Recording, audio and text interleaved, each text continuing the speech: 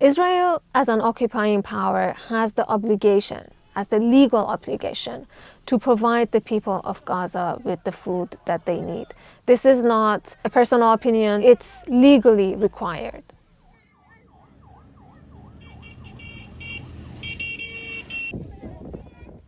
My name is Shirin Jaafari and I'm a reporter for The World. I've been covering Gaza on and off for the past few years, but more intensely since the October attacks of 2023. I've been in touch with people on the ground and this is what they've been telling me. I have been talking to families, to young men and women who have been trying to survive in Gaza in the past 21 months. They have been telling me about their struggles, particularly about surviving bombardments, but also finding food. In March, Israel stopped all the aid going into Gaza, and that has impacted people on the ground. So I've been speaking with a young man called Ahmed Abu Amr, and he's been telling me about how he goes about finding food. He starts at midnight. He leaves his shelter where he lives with his family in the north of Gaza and then walks to get to the point where the aid is being distributed. He walks for hours in the dark to get to these points, and then he camps and he sits and he waits for these entry points to open up and for food and aid to be distributed. And he told me sometimes there is no notice beforehand, so they don't know when these entry points are going to open and when food is going to be distributed. And he said, as soon as these entry points open up, a lot of people rush to these sites to get food. So he rushes to these points and tries to get whatever he can. Sometimes it's just a sack of flour. If he's lucky, he can get some other food as well. For months, he hasn't eaten a single fruit. Even if they get the basic necessities, there's no way to cook it because there is no fuel. Sometimes he leaves empty-handed and he has to go back to his family without anything.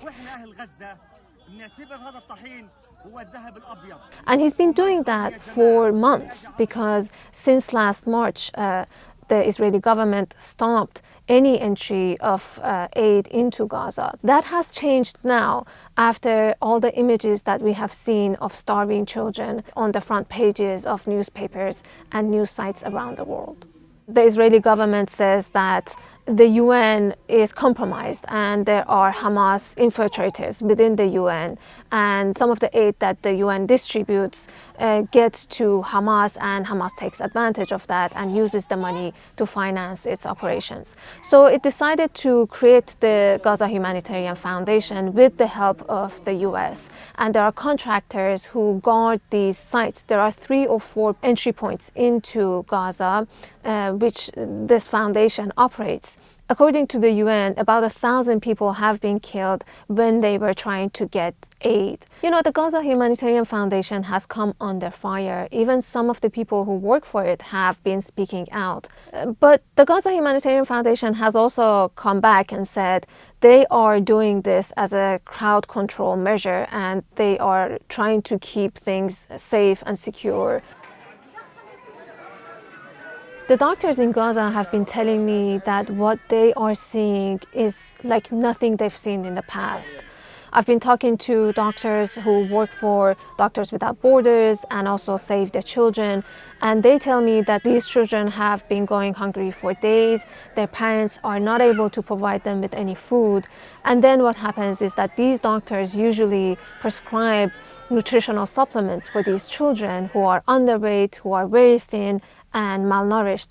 And then one of the doctors that I talked to, she said that what she has seen is that mothers sometimes give the nutritional supplement to their other children because the other kids in the family are also going hungry. But then what that does is that it slows down the improvement of the child, and sometimes they may end up dying because they haven't received enough nutrition. You know, it's very difficult for parents to see their child going hungry and to decide who is going to get the food that they need. And then something else that the doctors told me is that not only children are going malnourished, is that mothers who are breastfeeding or pregnant are also malnourished. So their children also end up malnourished.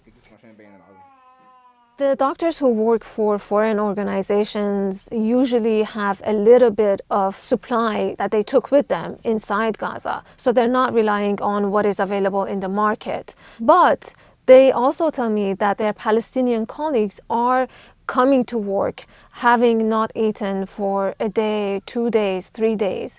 What is happening is that sometimes they are fainting on the job, they're not able to perform their job properly because they don't have enough energy, because they haven't been able to eat. So I went on one of the airdrop flights last March. It was coordinated by Jordan. Countries who are providing the aid, for example, Jordan or the UAE, they have to coordinate with Israel. Remember, Gaza is a war zone, so they have to coordinate the airspace and the flight over Gaza. They do that, and then they put pallets of aid on these giant planes. These pallets are attached to parachutes, and then they get dropped over Gaza. It's very expensive, difficult to arrange, and it takes a lot of effort. It's very difficult, in all honesty, to say that more food is not needed, because food is desperately needed. But the reality of the airdrops and the fact that all the population of Gaza is squeezed into only 20% of the Gaza Strip means that either these airdrops are falling in extremely populated areas, they're dangerous, they have fallen on tents, people have been injured, or they fall in the so-called designated combat zones, where if people go towards them, it's extremely dangerous as well. The best way to provide aid, and the more sustainable way to provide aid to the people of Gaza, experts tell me, is for the borders to be opened up and for trucks to enter Gaza and deliver the aid that people need.